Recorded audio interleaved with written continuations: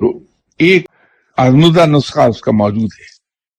وہ یہ ہے کہ جس طرح انگریز جی کہتا ہے کہ جب آپ بستر پر لیٹیں سونے کے لیے تو اپنے دن بھر کا محاسبہ اپنا کر لیجئے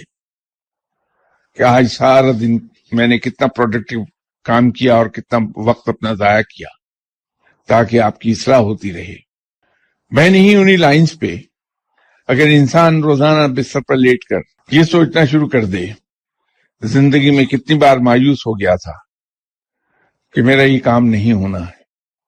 اور اللہ تعالیٰ نے ایسے طریقے سے کر دیا جس کا مجھے وہم و گمان بھی نہیں تھا۔ جب میں رزق کی کمی کی وجہ سے مایوس تھا تو نادیدہ ذرائع سے،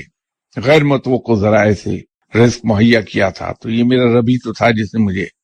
اس وقت بچا لیا فاقوں سے۔ میں نے کس وقت یہ سمجھا کہ میں اب پھنس گیا ہوں، اس مصیبت میں نکل نہیں پاؤں گا، تو عین مایوسی کے عالم میں غیب سے مدد آئی تھی اور رب تعالیٰ نے مجھے نکال لیا تھا۔ تو یوں جب ہم اسے یاد کرنا شروع کریں گے تو ہمیں اس کے احسانات یاد آئیں گے، اور یہ سلسلہ دراز ہوتا چلا جائے گا، اور پھر یہاں تک بات ہو جائے گی کہ ہمیں اس کا یہ احسان بھی یاد آنے لگے گا کہ اس نے ہمیں اجازت دی ہے کہ ہم اس کی ہوا میں سانس لے لیں، اس کی پیدا کی ہوئی آکسیجن کو بغیر کسی معاوضے کے انہیل کرتے چلے جائیں، کنزیوم کریں اور اپنے آپ کو زندہ رکھیں۔ جب ہمیں یہ احساس ہونے لگتا ہے کہ